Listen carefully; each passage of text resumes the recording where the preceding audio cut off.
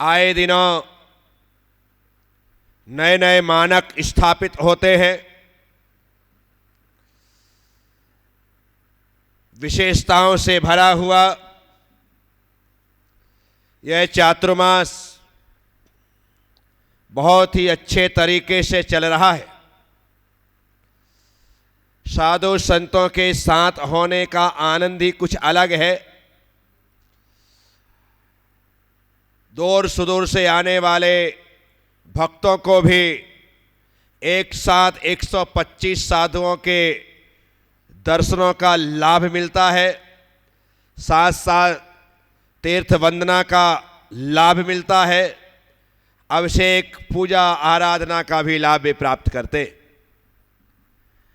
बारिश का मौसम है, इस कारण से लगातार ही कहें तो भी कोई अतिशयोक्ति नहीं होगी, क्योंकि वैसे भी कर्नाटक में बारिश अच्छी होती है और बारिश की वजह से दोनों पहाड़ों ने थोड़ी ज़्यादा ही चिकनाहट हासिल कर ली थी। जो लोग जरा भी होशियारी दिखाते थे वे लोग उसका फल पाते थे। हम लोग पहाड़ पर भगवान जिनेंद्र के मंगलमय अभिषेक के लिए गए हुए थे कि बीच पहाड़ में एक तरफ साधु संतों के, आचार्य भगवंतों के चरण चिन्ह विशाल शिलाखंड पर उत्कीर्ण है, जहां पर नहीं के बराबर लोग ही दर्शन के लिए जाते हैं। हम लोग भी लंबे समय वहां रहे, लेकिन मुश्किल से 8-10 बार ही दर्शन के लिए वहां गए होंगे। बस आज भी जाने की इच्छा जागृत हुई। वहां पर एक छोटी सी कुटिया बनी हुई है। कहते हैं कि 1981 में जब सहस्त्राब्दी महोत्सव मनाया गया था, तब आचार्य विद्यानंद जी महाराज उसी कुटिया में रहते थे। तो कभी कभी कुटिया में तो ताला लगा था, तो बाहर ही बैठ कर के सुकून ढूंढ लेते थे, आनंद ले लेते थे। तो एक दिन हम सब लोग साथ थे, बहुत से लोग साथ थे।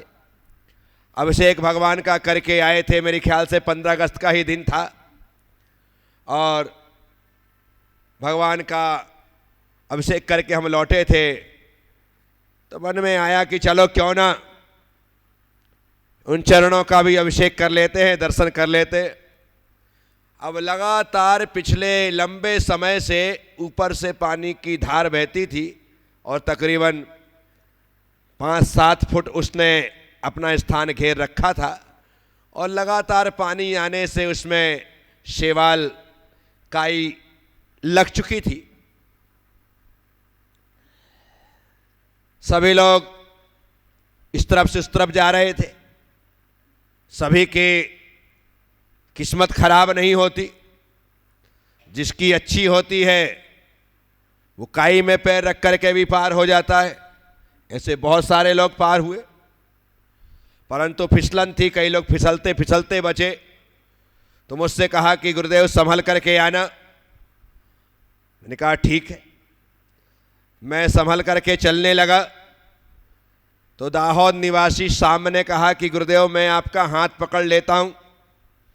मैंने कहा पकड़ ले भाई, 1 से 2 भले। उसने मेरा हाथ पकड़ा, मैंने उसका हाथ पकड़ा, उसने मुझे सहारा दिया, मैंने उसे सहारा दिया, लेकिन काई की ऐसी चिकनाहट की दोनों बेसहारा हो गए। हम लोग फिसलने लगे।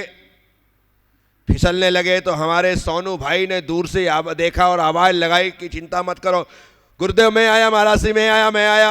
और दौड़ करके वो आया हमें बचाने और पकड़ने के लिए। इतनी ज़्यादा होशियारी थी जितनी नहीं होनी चाहिए। जैसे ही पैर रखा कि हमें तो बचाना छोड़ो, खुद ने उम्मीद छोड़ दी कि मैं बचूंगा कि नहीं बचूंगा। एकदम से जैसी पांव रखा कि वहीं स्लिप हो गया तो बैठ गया तो ऐसे जाने लगा।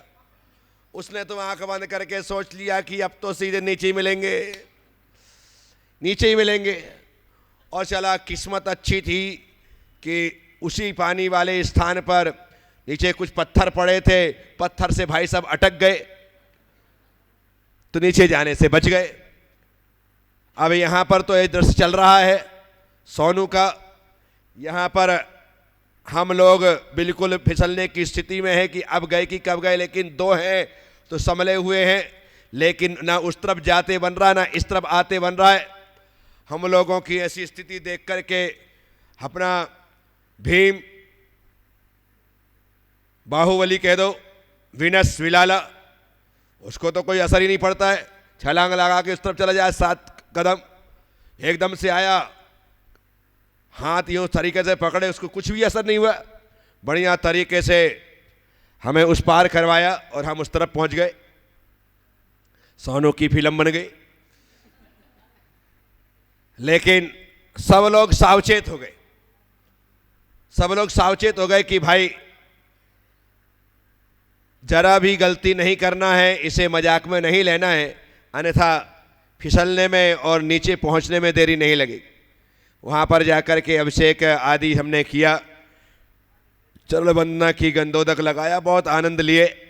उसके बाद वापस जब लौटने का वक्त आया तो हमने उस स्थान का चयन किया जहाँ पर पानी की धारा 2, 2.5, 3 फुट थी, ताकि छलांग लगा करके उस तरफ चले जा सके। इतने लंबे से जाने से कोई ज़रूरत नहीं है।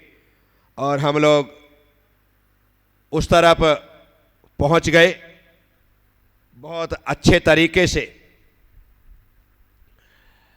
निकल करके आ गए, यात्रा हो गई। लेकिन एक ये प्रसंग गोमटेश्वर की यात्रा का सदा के लिए जुड़ गए। रोज कुछ ना कुछ हम करते ही हैं। एक दिन सुवेदी सागर जी महाराज के वहां से कि आज सभी साधुओं का एक साथ आहार हो। आचार्य वर्धमान सागर जी महाराज का तो संभव ही नहीं है, लेकिन अन्य उनके अलावा जितने साधु संत हैं तो सब लोग सुवेदी सागर जी महाराज के वहाँ पर ही पड़गाहन हो। शानदार वहाँ पर पड़गाहन का दृश्य, बहुत से लोग इकट्ठे हुए, सभी चौके वाले सब वहीं पर पहुँचे, वहीं पर चौका रहा और पड़गाहन हुआ। एक साथ तकरीबन हम 60 साधु वहाँ पर रहे होंगे और वहाँ आहार चर्या हुई। वो भी एक अपने आप में अद्भुत दृश्य था कि इतने सादे साधुओं का एक साथ आहार होना, वो भी बहुत सुंदर प्रसंग बना। उसके बाद 2-3 बार ऐसे फिर प्रसंग और निर्मित किए गए। कितना अच्छा दृश्य बनता है। तो फिर इच्छा हो जाती थी कि आज फिर इस प्रकार से हो। तो चातुर्मास के दरमियान और उसके बाद भी ऐसी प्रक्रिया चलती रही। सभी जगह चौका लगते थे। जहाँ पर मैं रुका था तपोभूमि की ओर से भी वहाँ पर लगातार जब तक मैं रहा चौका चलता रहा। फिर स्थान ज़्यादा बड़ा अपने पास था नहीं, लेकिन जितना था उतना भी बहुत था। हम 8-9 साधुओं का आहार वहाँ पर अच्छे से करवा सकते थे। तो ऐसे प्रसंग आने पर साधु संतों का पड़गाहन, क्योंकि इसमें क्या होता है, जब किस क्षेत्र में रहते हैं तो सब व्यवस्थाएं अपनी अपनी अलग अलग होती हैं, और सब साधुओं का पड़गाहन करना हो तो बोला जा सकता है कि वहाँ भी पड़गाहन के लिए रहेंगे। आप चर्या के लिए उस तरफ भी आ सकते हैं। ऐसे तो कहेंगे नहीं कि आप वहीं पर आओ, तो वहाँ पर भी आप पड़गहान के लिए लोग खड़े रहेंगे, आप उस तरफ भी चर्या के लिए आए। तो ऐसा साधुओं को बोल देते थे। जब ऐसा बोलते थे तो कभी कभी 7, 8, 9 साधुओं के आहार एक साथ होते थे। लेकिन मैंने गौर किया, जब जब ऐसा होता था मुझे बहुत टेंशन रहता था। टेंशन इसलिए होता था कि मैं आहार यहाँ पर करूँ ठीक है, लेकिन दूसरे साधु यदि यहाँ पर आए तो उनके आहार निरंतराय होना चाहिए, किसी प्रकार की उन्हें कोई तकलीफ नहीं होना चाहिए। ये बात विशेष ध्यान देने की होती थी और हम उसका ख्याल भी रखते थे। बहुत अच्छे तरीके से ये चर्याएँ चलती रही। कभी हम जहाँ अमर कीर्ति आदि आहार करते थे वहाँ पहुँच जाते थे, कभी सुयश गुप्त जहाँ आहार करते थे वहाँ पहुँच जाते थे, कभी उत्तम सागर जी आहार करते थे वो उनके चौके में चले जाते थे, कभी वर्धमान सागर जी महाराज आहार जहाँ रहते थे वहाँ पहुँच जाते थे, कभी वासुपूज्य महाराज जी का जो चौका था वहाँ पहुँच जाते थे। इसके साथ साथ आरिका विशासी माता जी का जहाँ चौका था वहाँ पहुँच जाते थे। सुजीत सागर जी के महाराज जहाँ भी लगता था चलो आज आहार के लिए वहाँ पर चलेंगे और वहाँ जाकर के आहार करते थे। वो एक अद्भुत ही चातुर्मास था, हर प्रकार से आनंद से चल रहा है। 1 सितंबर का कार्यक्रम डिस्टर्ब हो जाने की वजह से, या यूँ कहें कि स्थगित हो जाने की वजह से, स्वामी जी लंबे समय से विचार कर रहे थे कि प्रज्ञा सागर जी महाराज को मैं सम्मानित करूं। तो 17 नवंबर जो कि मेरा असली जन्मदिन है, असली 1 सितंबर तो स्कूल वाली तारीख है जो कि चली आ रही है, इसलिए उसे चेंज करने की इच्छा नहीं होती है। अन्यथा सही देखा जाए तो 17 नवंबर ही है। 17 नवंबर स्वामी जी को बताया गया कि ये मेरे जन्मदिन का वो है, बात उन्हें पता चली तो बस उस दिन स्वामी जी ने सिर्फ मेरे सम्मान में एक बड़ा आयोजन रखा, सिर्फ मेरे सम्मान। दोपहर का आयोजन था, सारे साधु संत एक साथ उपस्थित थे। मुझे भी पता नहीं था कि स्वामी जी इस प्रकार से कुछ करने जा रहे हैं। हल्की हल्की भनक थी कि कोई उपाधि से वो अलंकृत करेंगे, ठीक है। अब आयोजन के लिए स्वामी जी स्वयं मेरे संत निवास में उपस्थित हुए। जब मैं वहाँ से बाहर निकला तो मैंने देखा कि बाप रे बाप, इतनी तैयारी, क्योंकि मैं तो सामायिक के बाद मुझे जाना था, कार्यक्रम का टाइम दे रखा था कि 2 बजे 2:30 बजे से टाइम है, मैंने उतने बजे ही निकलना है। लेकिन इस बीच स्वामी जी ने मेरे कमरे से लेकर मठ तक पूरी रंगोली पुरवाई। पूरी रंगोली पुरवाने के साथ साथ मेरे कमरे से लेकर के मठ तक चौकियाँ लगवाई, चौकियों में थालियाँ लगवाई, उसमें कलश रखवाए और मुझे लेकर के बराबर हाथ का सहारा देकर बाहर आए और जहाँ जहाँ हर जगह पाद प्रक्षाल करवाते हुए, पुष्पवृष्टि करवाते हुए साथ में चले। आसपास अमर कीर्ति जी, अमोक कीर्ति जी, दोनों महाराज, उनको सब पता था कि क्या होने वाला है। वो मुझे सहारा देकर के वहाँ तक लेकर के गए। मैंने कहा भाई ऐसा कार्यक्रम अपन तो सोच भी नहीं सकते थे। बहुत ही यानी कि शाही ठाट वाट के साथ ढोल धमाके, बैंड बाजे, ये झंडे डंडे सब कुछ, पब्लिक अलग, मुझे वहाँ ले जाया गया। पूरा बड़ा भारी, इतना ही बड़ा फ्लैक्स, व्याख्यान वाचस्पति अलंकरण प्रज्ञा सागर जी का। मैंने कहा वाह यार। वहाँ पर पहुँचे और जाने के पश्चात जो कार्यक्रम चालू हुआ, यानी कि स्वामी जी ने मुझे फूलों से ढाक दिया, समझ जाओ। आगे पीछे ऊपर नीचे, बाप रे बाप, चारों तरफ कितने फूल होंगे पता ही नहीं, इतनी पुष्पवृष्टि। और बहुत ही ठाठ से उन्होंने कार्यक्रम करवाया और मुझे 125 साधुओं के बीच व्याख्यान वाचस्पति की उपाधि से अलंकृत किया। ये अलंकरण करने के साथ उन्होंने मुझे भगवान महावीर स्वामी की इतनी बड़ी एक प्रतिभा प्रदान की।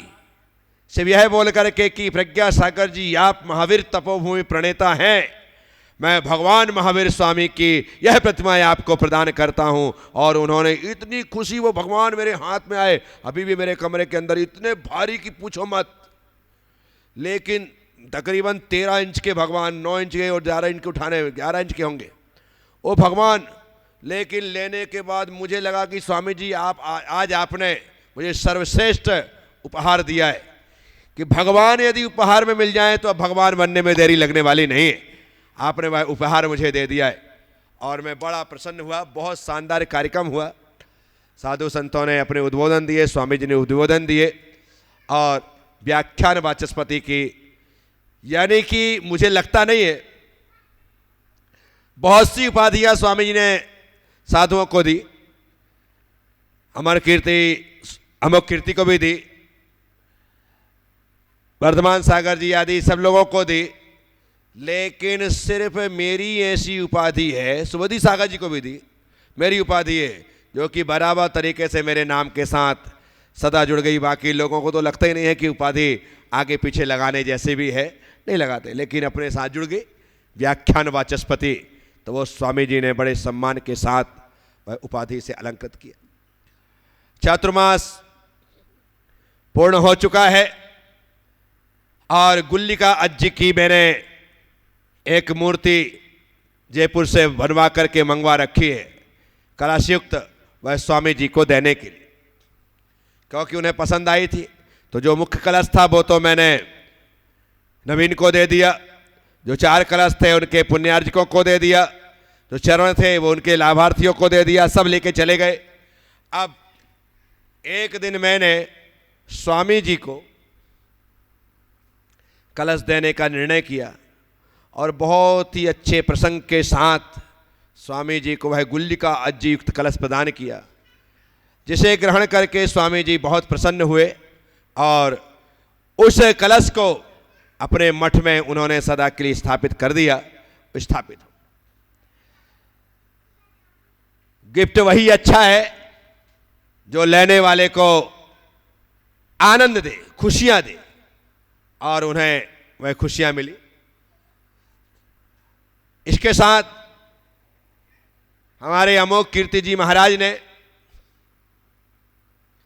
स्वामी जी के सम्मान में बहुत बड़ा आयोजन रखा। जन्मदिन था अमोघ कीर्ति का, लेकिन पूरा उन्होंने समर्पित कर दिया स्वामी जी को, उनके सम्मान में आयोजन। मैंने देखा ही नहीं, सोचा नहीं कि कोई व्यक्ति इतना सम्मान कर सकता। इतनी सारी चीजें स्वामी जी को दी कि आप कल्पना नहीं कर सकते।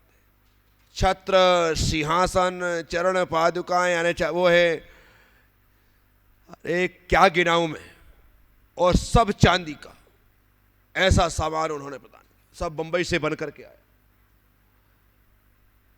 कीमत आप सोचिएगा मत और पूछिएगा भी मत, कितनी कीमत रही होगी। सब हो गया। अपन ने उस दिन अपन ने सोचा था, कहा था कि आज स्वामी जी को अपन भी एक गिफ्ट देंगे। अब ऐसा गिफ्ट मैंने बनवाया स्वामी जी के लिए, ऐसा गिफ्ट बनवाया, ऐसा गिफ्ट बनवाया, ऐसा गिफ्ट बनवाया कि अमोघ कीर्ति ने स्वयं कहा कि प्रज्ञा सागर जी, तुम्हारे इस इकलौते गिफ्ट ने मेरे सारे गिफ्ट को फीका कर दिया। अब मैंने दिया क्या?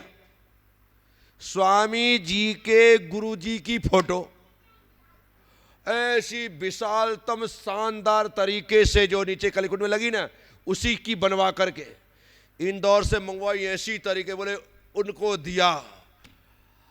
ऐसे गदगद की आज तक मुझे किसी ने मेरे गुरु की फोटो भेंट नहीं की। और स्वामी, उसके बाद तो वो फोटो ऐसी चल गई कि पूछो मत। मुझसे पूछा कि स्वामी जी ने अमोघ कीर्ति आदि कि ये तुम्हारे दिमाग में आता कहां से कि ऐसे भी कुछ दिया जा सकता है? कि मैं जो पता है, मुझे भी नहीं पता होता कि क्या आ जाता है और वो काम हो जाता है। तो बहुत ही उस दिन भी बहुत संतुष्टि हुई कि उन्हें ऐसी चीज मिली है। सिर्फ मठ में एक ही फोटो थी जो लगी थी बहुत पुरानी, उसी की हमने फोटो खिंचवा करके शानदार फोटो बनवा करके उन्हें भेंट कर। बस इस तरह से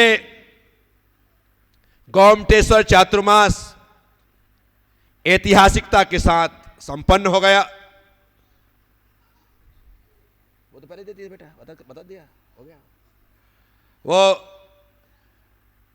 ये सब कुछ कार्यक्रम पूरा हो गया, चातुर्मास पूरा हो गया, साधु संतों के विहार प्रारंभ हो गए और विहार होने लगे। यहाँ तक कि वर्धमान सागर जी महाराज ने भी विहार कर दिया। उनके विहार कर देने से जो वर्णी भवन था वो तो एकदम सन्नाटा हो गया।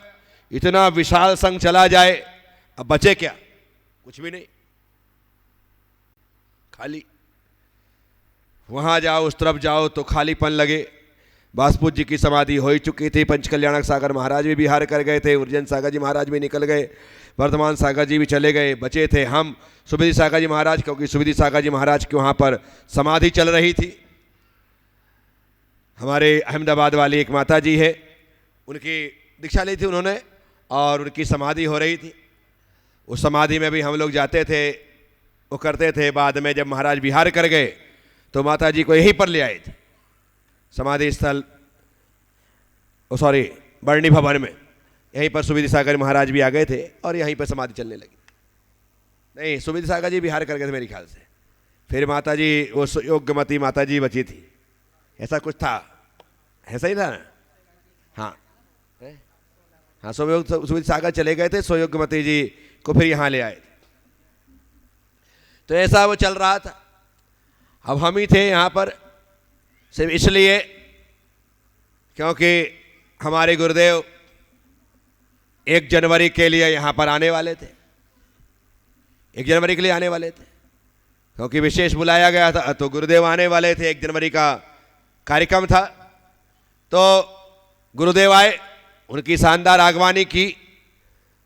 तकरीबन 5-7 दिन गुरुदेव वहाँ पर रहे। 1 तारीख की रात को स्वामी जी ने कार्यक्रम रखा था, फिर बाद में उसी कार्यक्रम को गुरुदेव के चरणों में बरनी भवन में ही वहाँ पर रख करके कार्यक्रम किया गया। दूसरे दिन 1 तारीख को बड़ा आयोजन हुआ और इसके बाद गुरुदेव वहाँ से विहार कर गए, क्योंकि उन्हें धर्मस्थल जाना था सब यात्रा करते हुए, तो गुरुदेव विहार कर गए। मुझसे कहा गया कि तुम भी चलो, मैंने कहा नहीं, मुझे धर्मस्थल नहीं जाना, बहुत लंबा समय हो गया है, अब मैं भोज जाना चाहता हूँ, इसलिए मैंने मना कर दिया। अब विहार मुझे भी करना है। जनवरी के मेरे ख्याल से 10-11 तारीख थी और हम लोगों ने विहार का निश्चय किया। हमारे महाराज जी बैठे हैं, शांति तीर्थ जी, ये उस समय सुभाष दादा के नाम से जाने जाते थे और सभी लोग सुभाष बोलते थे, सुभाष जो अन्ना बोलते थे, मैं सुभाष दादा बोलता था, कोई महावीर भी बोलता था, सब इनके नाम थे। ये गोमटेश्वर आ गए, आने उस समय भी और इस समय भी गजब की मजबूती है भाई। गोमटेश्वर में जब अभिषेक की बात, जब बीच में कई बार आए, जब बड़े बड़े कलश या का कलश थोड़ी कहो आप, 18-20 लीटर के वो दूध के ड्रम कंधे पर यूं रख कर के, एक रखा, एक हाथ में रखा और चले पहाड़ पर और लेकर के ऊपर चढ़ जाते थे। ऐसे ताकत महाराज जी में, बिना रुके ऊपर सीधे। ठीक, तो ये लोगों की टीम मुझे बिहार करवाने के लिए आई और मुझे बिहार के लिए भोज के बुजुर्गों पर बहुत विश्वास, वहाँ के युवाओं पर नहीं। युवा तो क्या है कि आएंगे 2 किलोमीटर चलेंगे, गाड़ी में बैठ जाएंगे, लेकिन जितने बुजुर्ग हैं, चाहे सुभाष जी रहे हों, अजित जी रहे हों, रामचंद्र रहे हों, राजेंद्र रहे हों, अपने महावीर बेगुड़े वो रहे हों, ये जितने सब बुढ़े बुढ़े, लेकिन मजबूत ऐसे कि अपने को तोक के चल ले। कितने किलोमीटर चलना है उतना बोलो आप, 18 चलना है, 20 चलना है, कोई टेंशन नहीं। आप बोलो कितने बजे निकलना है, धोती कस के ये खड़े। अरे गजब साहब। तो ये लोग विहार करवाने के लिए आ गए महाराज श्री ने संकल्प ले रखा था कि गोमटेश्वर से भोज तक बिल्कुल पैदल ही महाराज को लेकर के जाओ। बीच में तो लोग आते जाते रहे, लेकिन इनका जो संकल्प था पैदल ही चलना, जितना चला उतना चलना। इनके सोने का बिस्तर देख लो ना, तो तुम्हारा सोने का बिस्तर फीका है।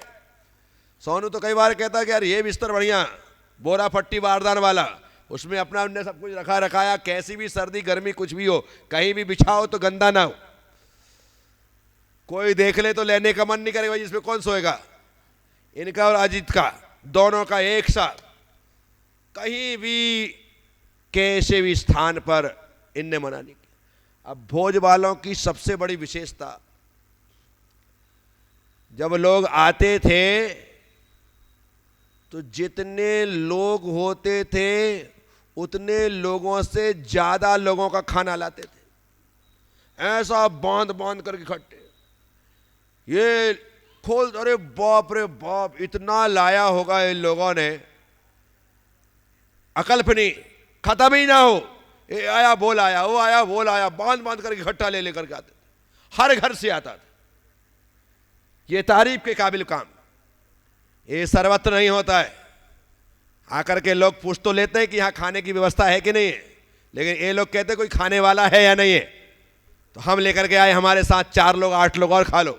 और एक दिन नहीं, ऐसा लाते थे कि वो भोजन 3 दिन 4 दिन चलने वाली चीज होती थी, वो चीज लेकर के आते थे। गजब। अरे मैंने बोलता हूं ना, मैं हमेशा, बहुत लोग मेरे साथ चले हैं, लेकिन भोज वालों ने जो किया है मैं अपनी लाइफ में कभी भुला ही नहीं सकता हूं। ऐसा काम उन्होंने किया। ऐसे वे भोज के लोग, खास करके हमारे महाराज जी, पूरा धोती पहनना, पूरा बिहार 2 धोती 3 के पास, बस 2 कुर्ता 1 टोपी, अंदर पट्टे वाली चड्डी। हाँ भाई, वो 2 चड्डी रखते थे बस। यहाँ गए, वहाँ जाकर एक डाला आहार के लिए तैयार हुए, एक गीला, उसी को धोना उसी को पहनना, झंझट नहीं। इतने से काम पूरा का पूरा निकाल दिया। और वही वृत्ति आज भी है, ज़्यादा कोई संग्रह की भावना आज भी नहीं है। बिल्कुल कम से कम में काम चलाना, बिल्कुल व्यवस्थित तरीके से रहना, ऐसा इनका नेचर पहले था, वैसा ही आज भी। बस बिहार की तैयारी पूरी, ये सब लोग टीम के साथ आ गए, चलो महाराज जी। और हम लोगों ने, बस मुझे ऐसे ही याद है कि 11 तारीख थी शायद, 10 या 11 तारीख जनवरी की, और हमने विहार किया। विहार कर दिया। यहाँ से स्वामी जी ने विदाई दी। सब साधु संत जो थे वो भी छोड़ने के लिए आए। बचे यही थे अमर कीर्ति, अमुक कीर्ति, बाकी सब लोग विहार करते जा रहे थे। वो उनको भी करना था, पर अभी रुके हुए थे। हमने विहार किया। जहां रात रुके वहां पर स्वामी जी फिर आ गए, जहां रात्रि विश्राम था। अब स्वामी जी, मैंने कहा भाई बात क्या है। पता चला कि स्वामी जी विशेष कारण से आए। कारण ये था कि जिस स्थान पर हम रुके थे, हमने चौमासा किया था, और हम तो बोल करके रुके थे भाई जहाँ जिसका व्यक्ति का मकान है, हम तपोभूमि की ओर से उसका रेंट उसे देंगे, और हमने पूरा रेंट उसे दिया। हमारे विहार के साथ स्वामी जी को पता चल गया कि प्रज्ञा सागर जी महाराज ने यहाँ पर रहने के किराया दिया। और बाप रे, ये तो मठ का बहुत बड़ा अपमान हो जाएगा। सम्मान की बात है कि प्रज्ञा सागर ने इतना किया, हम उनसे किराया लेंगे। कि स्वामी जी जितने थे, एक तो उसको डांट लगाई कि तेरी हिम्मत कैसे हुई, तूने किराया ले लिया। हमें बोलता। अब स्वामी जी अपने लोगों के साथ पूरा पैसा लेकर के वापस आए। लेना ही पड़ेगा, ये हो ही नहीं सकता, मठ की परंपरा ही नहीं है। हम मठ के तरफ से साधुओं का सम्मान करते हैं, साधुओं से मठ कभी लेता नहीं। ऐसी बात हो गई। तो मैंने कहा कि ये मठ का सवाल है, स्वामी जी का सवाल है। तो मेरे साथ सोनू, तुम ही था ना, इन्हें सोनू इससे कहा कि भाई ले लो, पैसे ले लिए। अब लेने के पश्चात दिमाग में ये लगाया कि स्वामी जी ने यदि इस माध्यम से नहीं लिया है और मठ के द्वारा रेंट दिया जाएगा तो मेरे कारण से इतना बड़ा लॉस मठ को नहीं होना चाहिए। तो अपन ने दूसरा रास्ता निकाला कि जितना पैसा है उसमें और 11,000 मिला दो, लेकिन ये मठ में जाकर के अलग तरीके से रसीद बनवा दो ताकि वो हो जाए। और बड़ी खुशी हुई कि ऐसा ना हो करके हमने मठ का भी सम्मान रखा और मठ को तपोभूमि की ओर से दान भी प्रदान कर दिया और वो काम पूरा हो गया। स्वामी जी निश्चित तौर पर बहुत ही सहृदय थे और उन्होंने जिस प्रकार से वह चातुर्मास में सहयोग प्रदान किया है वो अविस्मरणीय है, उसे कभी भुलाया नहीं जा सकता है। बस अब मेरा विहार भोज की ओर हो चुका है, अब आगे भोज के लिए विहार चल रहा है। बीच के प्रसंग आपको सुनाएंगे और भोज में मंगल प्रवेश करेंगे। बोलिए गोमटेश्वर भगवान बाहुबली स्वामी की।